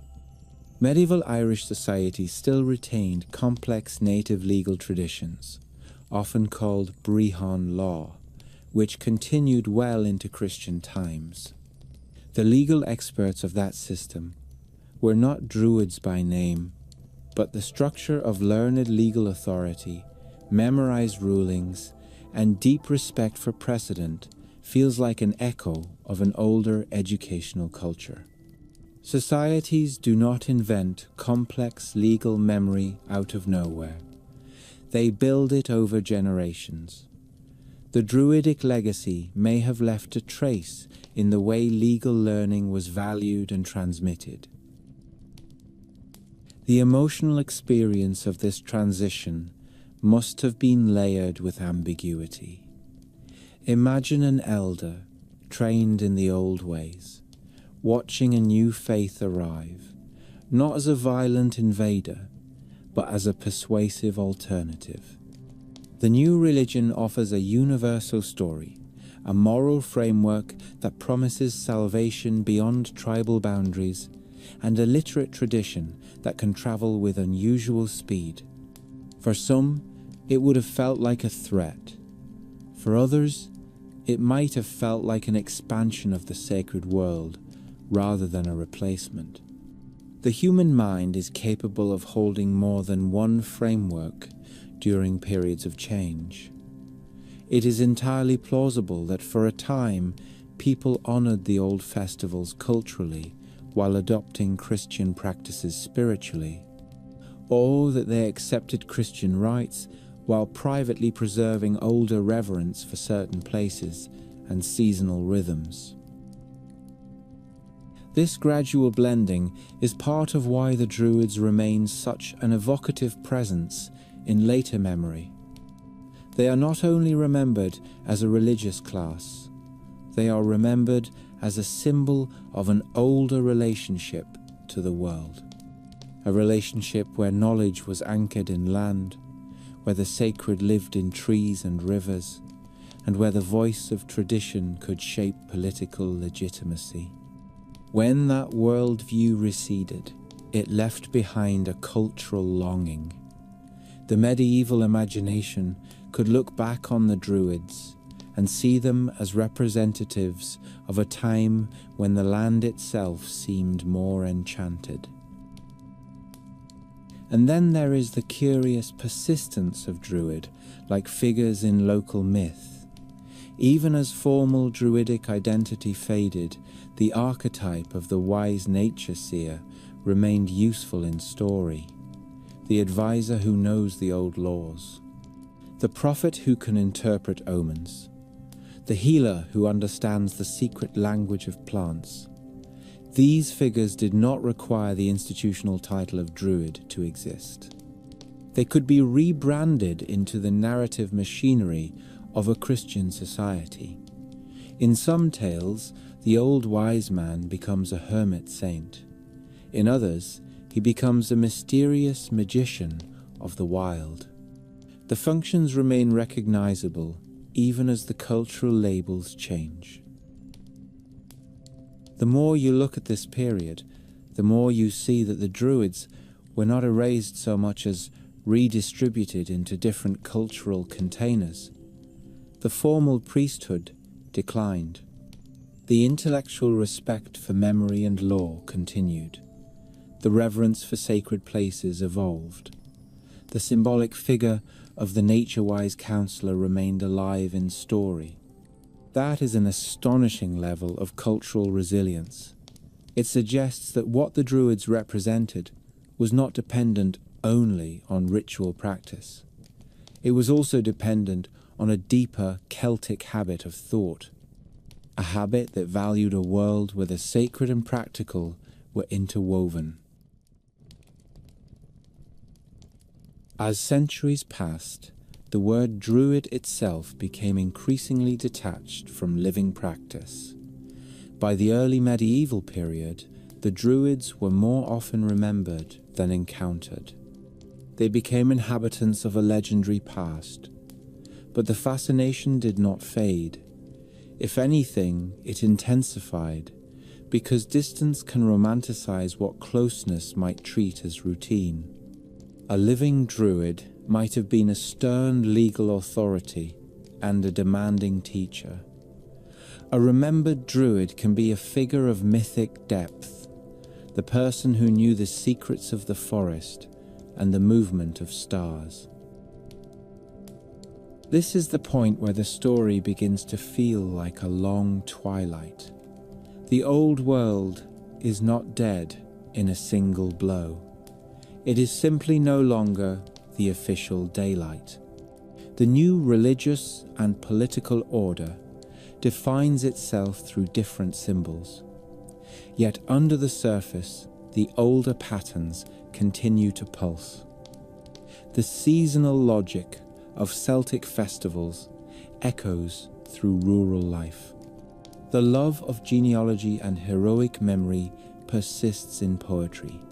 The sacred landscape remains sacred in feeling, even when the language used to describe it is Christian.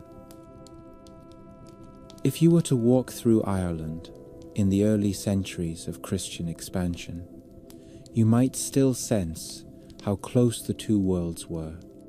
A monastic scribe copies a gospel by candlelight, but outside the monastery walls, the land still speaks with the old voice of hills and wells and trees. A king supports a church, but still listens with pride to poets who can recite the lineage that binds him to ancient heroes.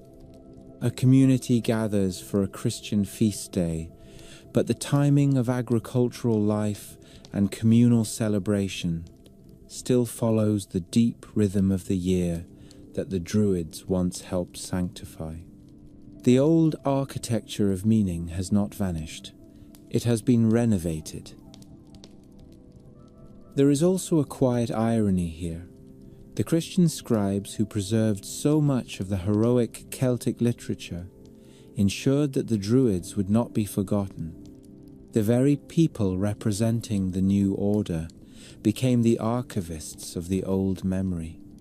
They recorded stories of the Tuatha De Danann, of heroic cycles, of kings and battles and prophecies, and in doing so, they kept alive the cultural space where Druids could still appear as powerful figures of the past. This preservation was not always neutral. Christian writers sometimes framed older pagan elements through their own moral lens, but the survival of the stories at all is a gift. Without them, the Druids would be even more shadowy than they already are. So the story of Druids in the Christian age is not only about decline, it is about transformation. It is about how a cultural role can dissolve into multiple successors. It is about how a society can change its official faith while still carrying emotional loyalty to older symbols. It is about how the memory of a sacred class can become a mythic resource for later generations. As the day lengthens into evening on this part of the journey, the image that stays with me is a simple one. A rural path winding between fields toward a cluster of trees that older people still treat with special respect. A new wooden cross stands not far away, perhaps placed there not to erase the sacredness of the place, but to reinterpret it. Children grow up hearing both the names of saints and the old stories of heroes. The language of faith shifts, but the landscape remains the same faithful witness it has always been. Somewhere in that landscape, the last of the traditional Druids may have lived out their lives not as public masters of society, but as quiet elders whose knowledge was gradually absorbed into the memory of families and local poets. Their world was narrowing, but it was not meaningless. A culture does not forget its teachers completely.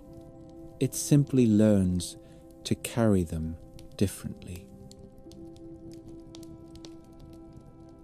There is a strange kind of immortality that belongs to certain ideas. You can outlaw them, you can starve them of institutions, you can remove the people who once carried them as a professional calling, and yet the idea stays floating in the cultural air, like pollen that refuses to settle. The Druids are a perfect example of that. After centuries of Roman suppression, after the long Christian transformation of the Celtic world, after the slow fading of the old priestly class into memory and legend, you might expect the word Druid to become a historical footnote. Instead, it becomes a magnet. It attracts poets, antiquarians, romantics, spiritual seekers, and the kind of enthusiastic amateur historian who looks at a standing stone and feels personally certain that someone important once stood right there with very strong opinions about the solstice. What happened to the Druids in the modern world is not a simple revival of an old religion in a pure form. It is something more like a cultural resurrection, built from fragments of history, a lot of imagination, and a persistent human desire to believe that the ancient world left us not only ruins, but unfinished conversations.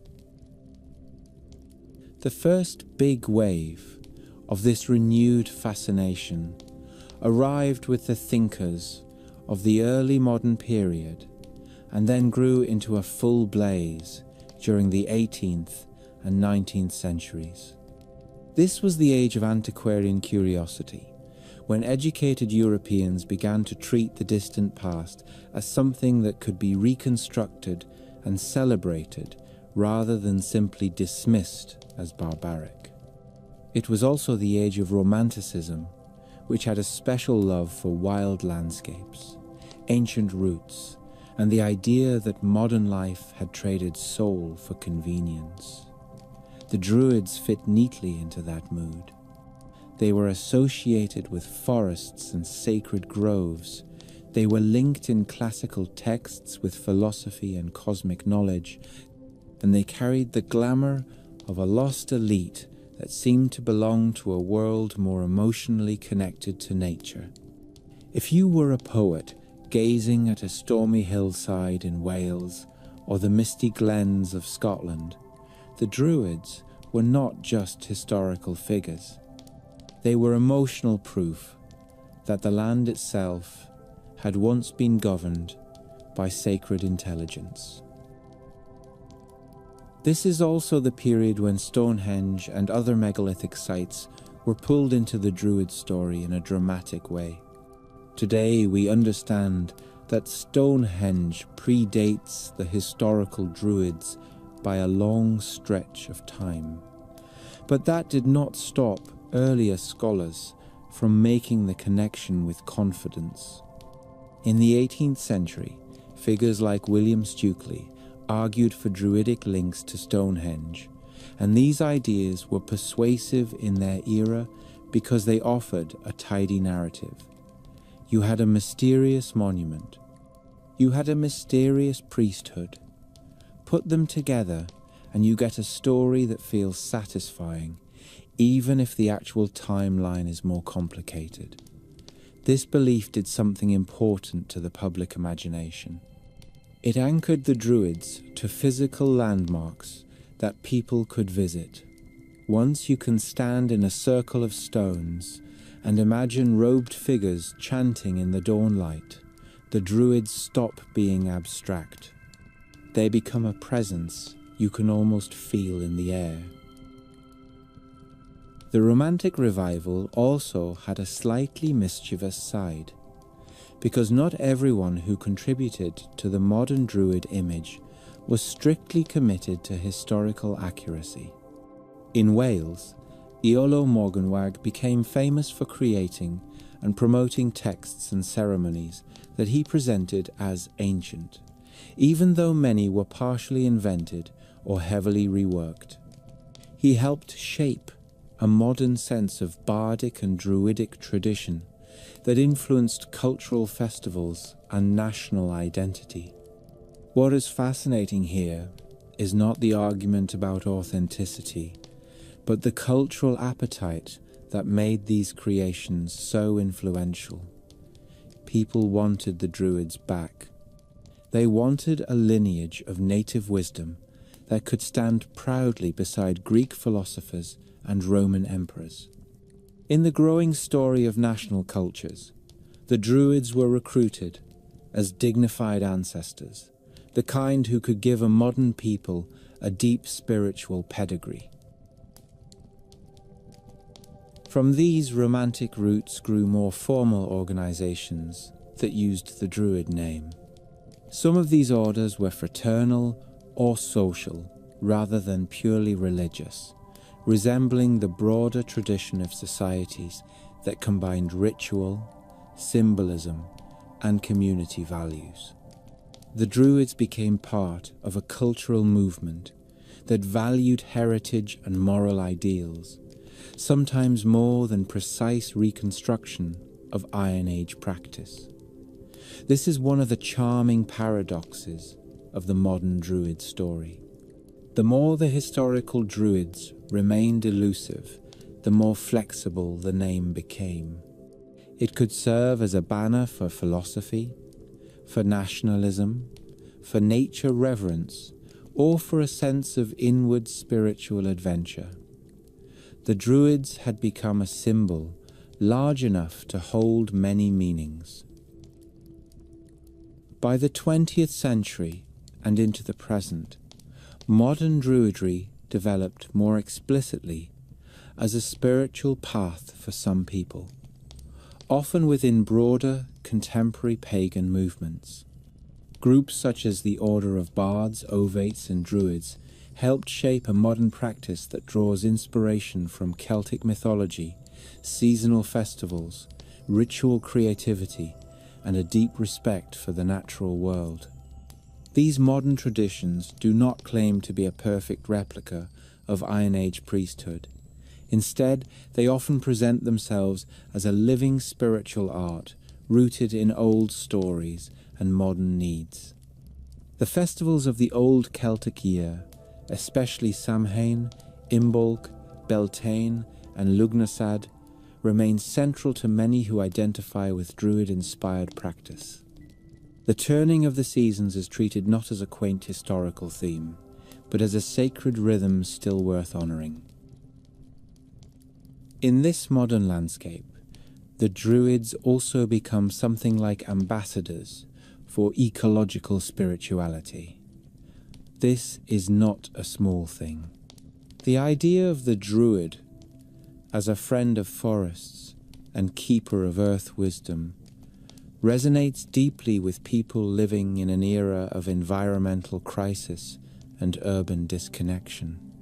Even if the historical Druids were not environmentalists in the modern political sense, the broader image of a sacred relationship with land and life offers a powerful alternative to the feeling that nature is just a resource bank.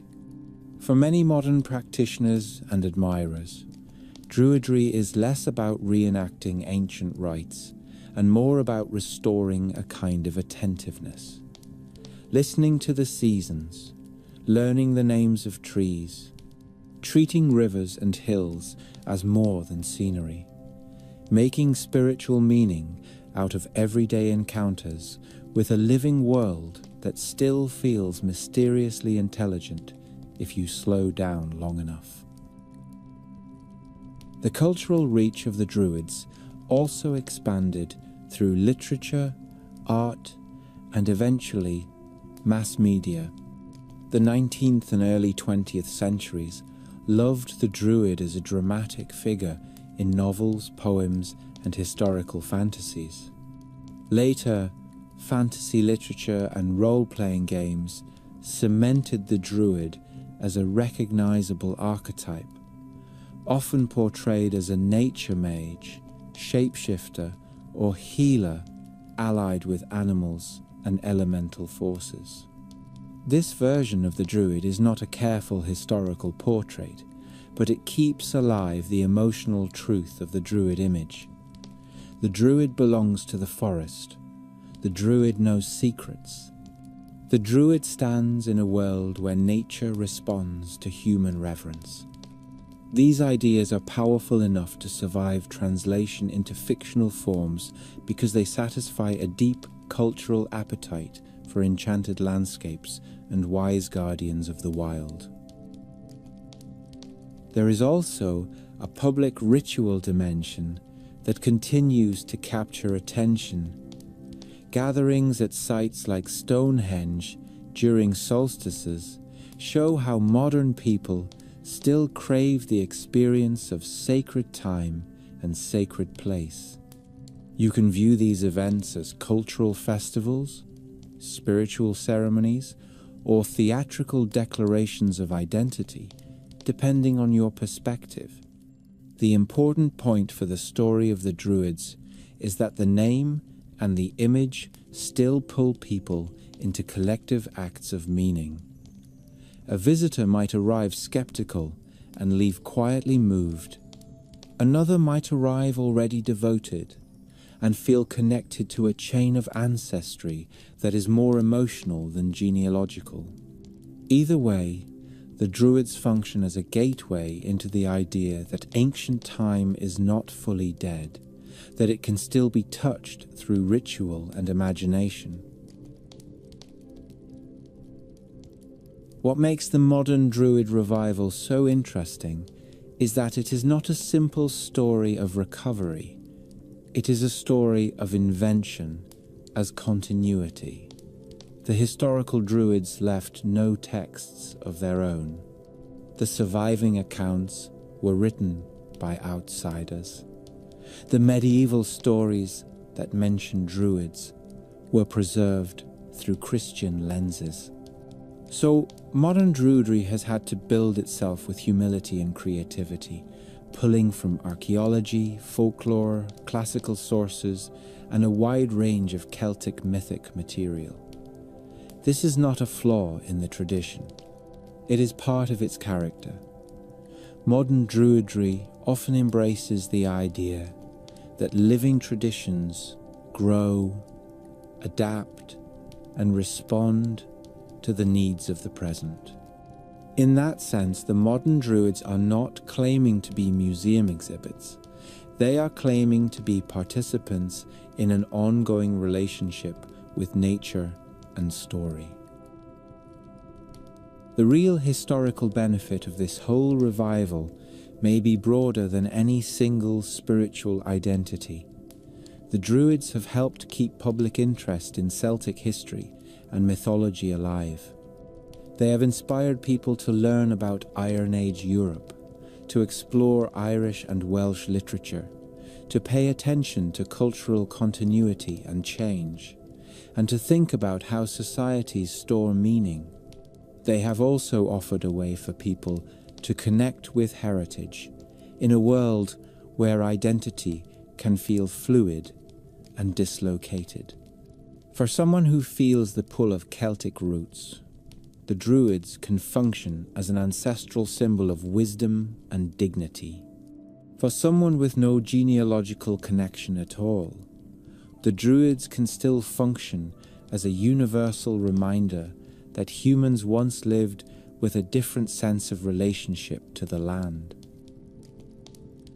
There is a quiet comedy to this as well, in a gentle Bill Bryson kind of way. The original Druids would probably be surprised to learn that their name now appears on bookstore shelves next to meditation guides, fantasy novels, and friendly manuals on how to celebrate a modern seasonal ceremony in your backyard. They might be even more surprised to learn that their identity has been attached to monuments built long before their time. But cultural memory is not a legal court. It does not require perfect evidence to produce a powerful story. It requires emotional usefulness. The Druids have remained useful because they represent a kind of human longing that never really goes away. The longing for wise teachers, the longing for a sacred landscape, the longing for a world where knowledge and nature belong to the same sentence. And in the end, that might be the most important thread tying the ancient Druids to their modern heirs in imagination. Both are rooted in the idea that the world is not silent, that the seasons are not just mechanical, that a tree can be more than wood, that a river can be more than a line on a map, that wisdom can be drawn from how life behaves, rather than only from what books say. In a modern world that can feel relentlessly engineered, the Druid image gives people permission to experience wonder without apology. So if you stepped into a modern Druid gathering today, in a grove or a field, or a quiet community hall decorated with symbols of the year's turning, you would not be seeing a perfect reconstruction of Iron Age priesthood. You would be seeing the afterlife of an idea. You would be seeing how cultural memory takes what is fragmentary and turns it into a living practice. You might hear poetry and song. You might see ritual shaped around fire or water, around the sun's shifting path, or the promise of spring returning. You might find people who are there for spirituality, for community, for heritage, or simply for the comfort of belonging to a story larger than themselves. And you might feel that the Druids have now become what so many ancient figures eventually become in the long arc of history. They have become a bridge, not only between past and present, but between the human need for meaning and the enduring presence of the natural world. The night air feels different in this modern part of the story. The forests are smaller in many places. The cities are louder. The sky is brighter at night than our ancestors would ever have believed possible. And yet, the same old human impulse remains: to gather, to honor the turning year, to find sacredness in living things, to imagine that the ancient world still has something to teach us if we listen carefully enough.